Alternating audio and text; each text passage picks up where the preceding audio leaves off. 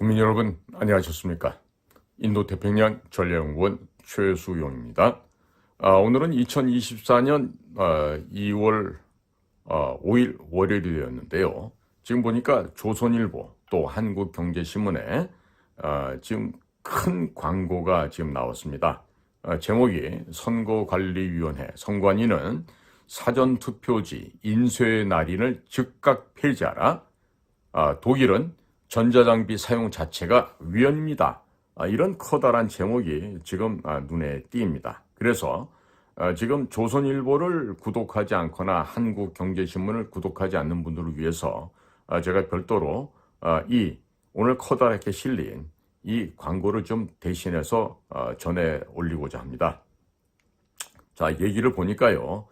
크게 한 5가지 정도로 지금 이야기가 대별되고 있는데요. 우선 첫 번째로 국가정보원은 중앙선거관리위원회 전산망의 조작 가능 발표에 이어 최근 재점검 중입니다.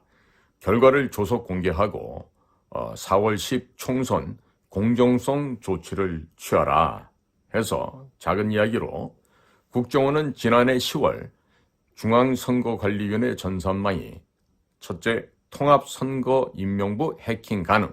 둘째, 사전투표용지 대량 무단 인쇄 가능. 셋째, 개표 시스템에 접속해 결과 조작이 가능하다고 발표한 바 있었습니다. 여기에 대해서 국가정보원에 치밀한 대응을 지금 요청하고 있는 것이고요. 자, 크게 두 번째로는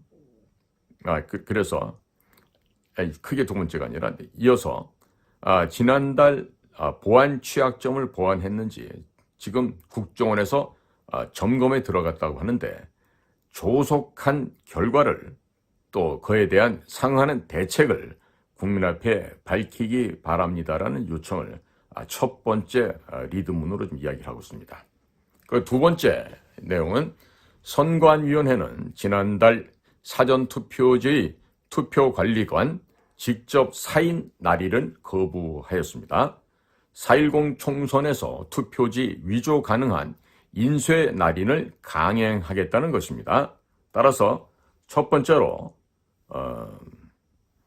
선거관리위원회는 인력과 비용을 들고 있지만은 정부에서는 사전투표 관리관 날인에 추가되는 인원은 7,700명 정도에 불과하고 전체 선거사무원 42만 명에 비해서 극히 일부여서 충당에 문제가 없다고 밝히고 있습니다. 따라서 선관위는 해킹, 침해 사고가 없다고 주장하다가 북한이 지난 2021년 4.7 보선에서 선관위 직원의 메일을 열람했던 사실이 드러나면서 거짓말이 탄로난 전력이 있음을 잊지 말아야 하겠습니다. 두 번째로 중국의 위협을 받고 있는 대만은 선거는 안보라는 엄중한 인식 아래 지난 1월 13일 총통선거에서 모든 전자장비를 쓰지 않고 수개표를 해서 세계 각국의 외신들로부터 찬사를 받았습니다. 세 번째, 동독과 대치하였던 통일 독일의 헌법재판소도 2005년 선거 전자투 개표에 대해 해킹 가능성만으로도 위헌 결정을 내린 바 있었습니다. 자, 크게 세 번째입니다. 북한 김정은에게 국가기밀 USB를 넘긴 간첩 피고발인 문재인의 후원업체인 금양통신이 선관위의 보안 컨설팅 업체입니다. 즉각 수사를 요구하는 것입니다. 첫째 내용으로 2023년 5월 국회에는 선관위에 대한 질의에서 선관위가 보안 컨설팅을 맡긴 윈스라는 업체는 문재인의 후원자로 잘 알려진 김을재 회장이 최대 주주로 있는 금양통신의 자회사라고 공개를 하였고 긴급 입찰로 진행한 위장 공개 입찰이고 실상은 수의 계약이라고 지적한 바 있었습니다. 둘째로 중대한 국가 보안 사안을 국회는 즉각 고발하고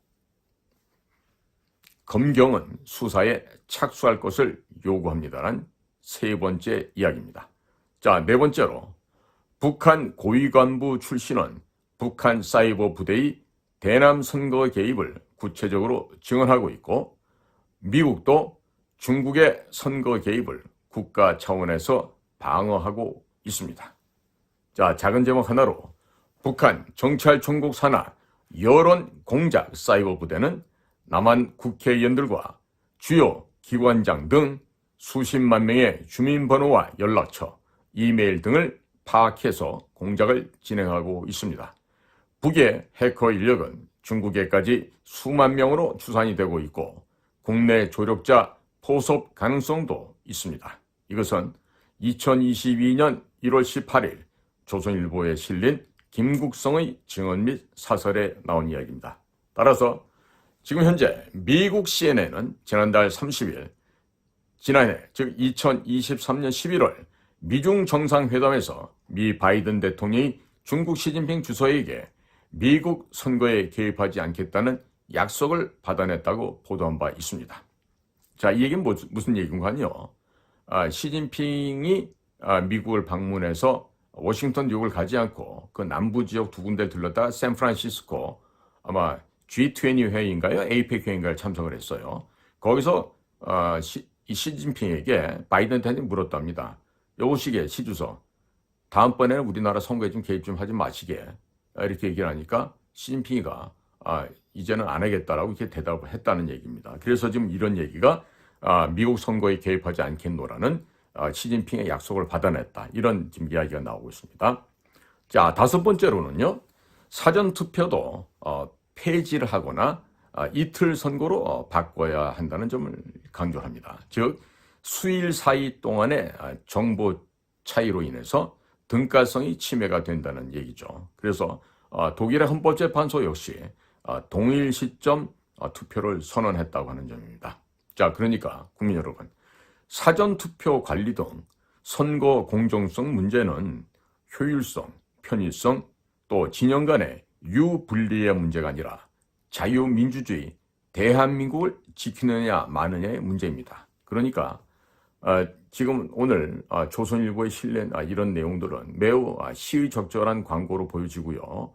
이것이 딴 것도 아닌 지금 고영주 대표가 있는 자유민주당에서 이러한 그 신문 광고를 냈다라는 점을 국민 여러분께 알려드립니다. 자, 이처럼 일개 시민단체 수준도 안 되는 정당이 있죠. 어디입니까? 중국 공산당의 2중대, 3중대인 국민의힘당과 더불어민주당입니다. 이 자들은요, 중국과 업무 교류 협약을 맺고 중국 공산당의 발바닥 아래 지금 눌려서 그들이 하자는 대로 하고 있습니다.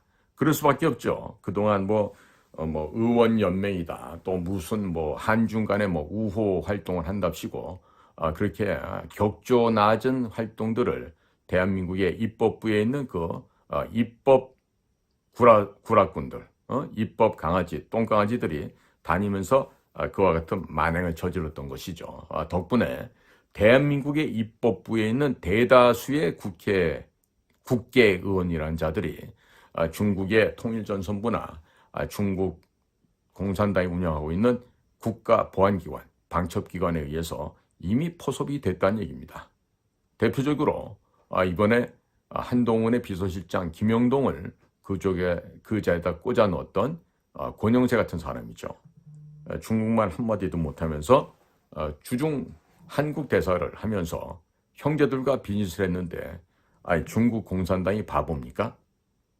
뭐가 아쉬워서 권영세와 권영세 형제들에게 수백억 원씩 돈을 왜 벌게 해줍니까? 그 이야기는 권영세를 포획했다는 얘기죠. 그들의 협조자로 이미 포섭을 끝냈기 때문에 그 같은 돈을 벌 수 있게끔 기회를 준 거 아니겠습니까? 땅 짓고 헤엄치기에 환경을 만들어줬을 거예요. 자, 그랬는데, 그런 사람들이 이번에 정당 내에서 다선 의원이 그러니까 영향력이 있죠. 한동훈이가 92학번이고 권영세가 77학번이니까 15년 선배예요. 15년. 검찰도 그 정도 선배되죠. 자, 그러니까 어떻게 됩니까? 그냥 야, 동훈아, 김영동이 비서실장 써. 무조건 갖다 쓰는 거예요. 아니요, 생각해 보겠습니다. 이런 게 없어요. 자, 그런데 권영세는 누가 주물락거리고 있어요? 중국 공산당이. 중국 공산당 마음대로 움직이는 거예요. 야, 권영세, 이번에 말이야, 우리가 매일마다 저녁마다 보고를 받아야 되니까 중국말도 좀 되고, 즉시 매일 저녁마다 우리한테 보고할 수 있는 애를 한동훈에 비서실장 심으라고. 그대로 된 거 아니에요, 일사천리로. 지금요, 비상대책위원회가 뭘 하든지, 선거 전략을 뭘 하든지, 어디에 누구 공천하는지, 우리 국민보다 중국 공산당이 먼저 알게 될 겁니다. 제 말이 거짓말일 것 같아요? 한번 선거할 때 사전투표제 하고, 또 며칠씩 묵혔다가, 또 뭐 투표함을 갖다 또 날르고 이동시키면서 어떠한 부정이 또 벌어지는지 보시라고요. 자, 이렇게까지나 이 깨어있는 우리나라에 이런 그 지식인들이 있죠. 많은 수는 아니에요. 예를 들어서 지금 자유민주당의 그 고영주 대표가 중심이 돼서 이와 같은 활동을 하고 있는데, 자유민주당이라고 다 양질의 사람만 있겠습니까? 여기도 물론 수준 이하의 그런 쓰레기들도 있어요. 정치판이라는 데가 원래 그래요. 국민의힘이나 더불어민주당 가면 더해요. 자, 그런데 제가 한마디 말씀드리고 싶은 게 있어요. 여러분들, 보통 판사나 검사에 고위직을 지내고 나면요, 전관예우로 인해 갖고 연 몇십억을 벌 수가 있습니다. 자, 그러한 변호사의 길을 걷지 않았던 거의 유일한 사람이에요. 고영주. 변호사 명칭은 있지만 변호사 활동을 안 하고 있습니다. 대신에 연금 받아가는 정말 그 각박한 경제적인 그 규모 속에서도 열심히 이 애국 세력들, 태국계 세력들과 함께 그동안 호흡을 같이 하시면서 이 나라를 살릴 그런 애국 운동을 정진해 오셨던 분이 바로 고영주 대표입니다. 더더군다나 우리 서울대학교 출신의 특히 법대라든지 아니면 인문사회대 출신 학생들이 사법시험을 통과하나 그러면요, 얘네들이 건방지기가 이루 말할 수가 없어요. 교만하기가 이루 말할 수가 없어요. 지들이 이 세상에 제일 똑똑한 줄 알아요. 응? 그런데 고영주 대표는요, 공대를 나온 사람이에요. 당시 60년대는요, 화공과, 화학공업과가 이과에서는 가장 수재들만이 갈 수 있는 학과였습니다. 그래서 서울대학교 공과대학의 화공과를 다니다가 교수의 꿈을 안고 살아가시다가 대학교 3학년 때 아버님께서 갑자기 돌아가시는 그런 변고가 생겼습니다. 그래서 가정을 먼저 도살펴야 되는 장남의 입장에서 그 모든 아버님 돌아가신 이후에 기업을 정리하고 또 아버지께서 사업을 하셨던 분이니까 그것을 정리정돈하는 과정에서 법과 부딪히는 일이 있으셨던 모양이에요. 그래서 4학년을 졸업했더니 성적이 형편없었고, 그래서 이제 뭐 공부를 해서 대학 교수가 되겠다는 거는 이제 꿈이 돼버렸고, 그래서 병역부터 마치자고 해서 군대를 갔다가 그 고영주 당시 신병의 가방끈이 워낙에 좋으니까 경기고등학교, 서울공대 뭐 이러니까 그 모 사령관 그 사무실에 당번병으로 데려다 썼답니다. 그런데 그 고참 당번병이 뭐 틈만 나면 나가려고 그러니까 당시 고영주는 선배님 다녀오시라고요. 고참님 다녀오시라고 이렇게 하고 본인은 열심히 근무를 하고 하면서 무료한 시간에 틈틈이 몽테스큐의 법의 정신을 읽고 법철학을 읽다가 이제 드디어 헌법학과, 민법, 형법, 상법 이런 책들을 읽게 되죠. 수업을 들은 게 아니에요. 본인 스스로 신동아나 월간조선 읽듯이 읽은 거예요. 그리고 휴가를 준다 그러길래 휴가를 내서 사법시험을 응시했더니만 덜커덕 1차 시험에 합격을 했던 거예요. 자, 물론 공부량이 부족했기 때문에 첫 해는 떨어졌지만 재수를 해서 사법시험을 통과를 합니다. 합격을 했습니다. 그때가 10월 유신이 벌어지던 1972년을 전후했던 그 시점에서 일이었습니다. 그러니까 지금처럼 무슨 뭐 몇천 명을 뽑는 이런 사법시험이 아니라 달랑 30명, 40명, 50명 이렇게 극소수를 뽑던 시절이에요. 그러니까 서울대학교 법대를 나와도 그 사법시험에 붙는 사람보단 떨어지는 사람이 더 많았던 그 시절이었죠. 그런데 공대생 출신이 어떻게 독서를 했길래 군대에서 그것도 단 한 번의 재수를 통해서 합격을 해버린 거예요. 그러니까 현재 대통령처럼 무슨 구술을 하고 이런 사람들하고는 수준이 다른 얘기죠. 그리고 이분은 그 공대생이기 때문에 그 서울법대 출신들 애들처럼 그런 덜 떨어진 역사관이나 미숙한 인문 지식을 가지고 함부로 잘난 척을 하지 않는 사람이에요. 지금 여러분들 보셨겠지만 한동훈이의 가벼움과 그 천박함이 드러나고 있지 않습니까? 왜 그러느냐? 역사에 대한 우리 집안의 역사를 모르기 때문에 그렇습니다. 네? 그러니까 집의 역사를, 우리나라의 역사를 모르다 보니까 그 친구들이 했던 역사 공부는요, 사법시험 1차 시험에 있는 한국사 시험에 통과하기 위한 통과 의뢰로 찍기 연습해서 붙은 애들이죠. 그러니까 무슨 역사를 알아요? 해방 전후를 해서 그 시대에 어떻게 혼탁했고 어떤 일들이 이 나라에 벌어졌고 이 나라를 세웠던 건국의 아버지들이 무슨 일 했는지 한동훈이 같은 부류가 알겠습니까? 특수부 애들이가 알겠냔 말이에요. 저도 60대지만 60대들도 사실 중고등학교 시절에 역사 시간에요. 제대로 역사를 배운 적이 없습니다. 저도 중학교 때, 제가 중학교 2학년 때 같은데 그때 저희 담임 선생께서도 국사 선생님이었어요. 그런데 그 양반한테 배운 게 없어, 되돌아보면. 물론 삼국시대, 고려시대, 조선시대, 병자호란 정도까지. 근데 그 망국의 임금이었다고는 고종, 그 다음에 일본 놈들한테 나라를 뺏기고 또 35년 만에 나라를 찾고 나서 그 혼탁했던 1945년에서 50년 전쟁 때까지, 또 전쟁 끝나고 나서 혼란했던 대한민국의 현대사에 대해서 올바로 가르쳐주는 교사가 없었어요. 그러니까 혼자 알아야 된다고. 그러니까 저는 그래도 운이 좋아서 국가 유일한, 그래도 참 자부심을 갖고 들어왔던 그 회사 조직에서, 어디예요? 국가연계부, 중앙정보부, 그곳에서 저는 많은 자료를 섭렵하면서 공산당의 실체를 보게 됐죠. 올바로 알게 됐죠. 그래서 지금도 삐뚤어진 생각 역시 올바로 가고 있는 거예요. 그러니까 역사를 모르니까 이런 참담한 일이 벌어지고 나는데, 지금 한동훈이는요, 무슨 박근혜 대통령을 만나냐는 이런 헛소리를 밑에 참모애들 통해서 흘리고 할 게 아니라 애시당초 비상대책위원장 됐을 때 먼저 찾아가서 큰 절 올리고, 대통령님 많이 부족하지만 과거의 일은 과거대로 묻어주시고 지도 편달해 주십시오 라고 겸손했어야 되는데, 이 한동훈이 해도 그런 겸손함이 없어. 그저 덜 떨어진 인간들이 옆에서 한 장관님, 한 위원장님 사진 찍어주세요, 파이팅 이러고 떠들면 거기에 현혹돼가지고 본인이 진짜 그 정도 수준이 된 줄로 착각을 하는 거예요.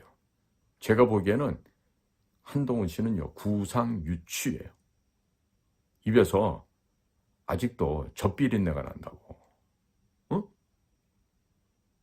제주 4.3 폭동에 대해서도 올바른 판단을 못하고 있고, 48년 10월 19일 여수 순천 육군 14인대 폭동 반란 사건도 제대로 몰라.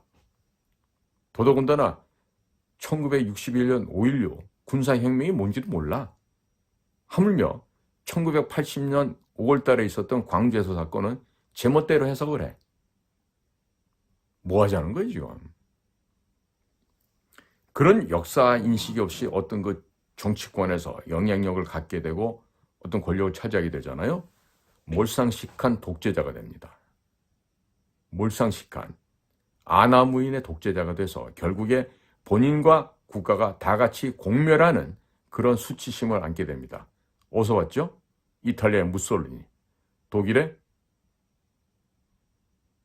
누구의 히틀러. 이런 자들의 폭압적인 정치를 받고 그들의 독재로 인한 멸망의 수순을 우리는 역사를 통해서 봤어요.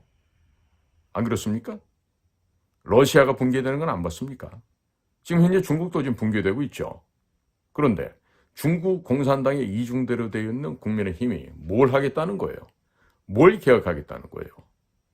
응? 제가 우리 자유민주당에서 우리 실천 공약을 만들 때 저도 옆에서 같이 좀 참여를 했는데요. 딴 거 없어요. 국회의원 특권 몇 가지? 186가지. 그리고 가장 뛰어난 국회의원 특권 뭐예요? 불체포 특권. 이거를 우리 자유민주당 없애겠다는 거예요. 그 다음에 세비 받는 거 절반만 받겠다. 근데 보좌관들 왜 9명씩 두느냐? 4명 아니면 5명 절반 줄이겠다. 그리고 나라에서 주는 돈이죠. 뭐예요? 정당 국고 보조금이죠. 그거 일체 안 받겠다. 우리 당원들이 주는 당비를 갖고 우리 당 운영을 하겠다. 이 지금 방침이에요. 그런데다가 우리는 반중 친미를 외치고 있는 정당이죠. 미국이 그래도 신뢰할 수 있는, 또 신뢰하고 있는 현재 대한민국의 유일한 자유보수 이념을 지키고자 하는 정당이에요. 다른 것들하고는 뭐 비할 바가 없죠. 그런데 한동훈이가 교묘하게 무슨 중간 상위, 그러니까 중간 수준의 급여를 받는, 이런 말을 어렵게 하잖아요. 뭐 이렇게 말을 어렵게 해.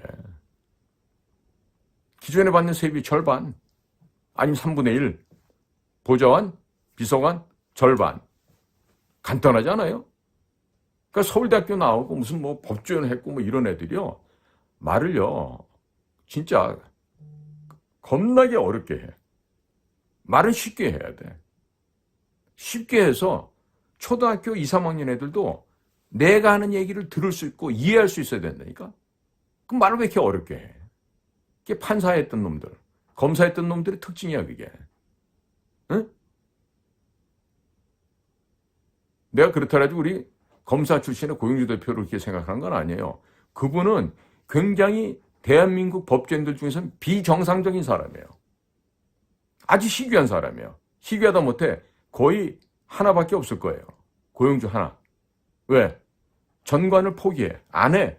황금에, 돈에 눈이 멀질 않아. 오죽했으면 자녀분들을 대학 보낼 때 아버지가 돼서 학원 보낼 돈이 없으니까 국어, 영어, 수학, 물리, 화학 5과목을 본인이 직접 자제분들을 가르쳐서 대학을 보냈어. 그것도 명문대학.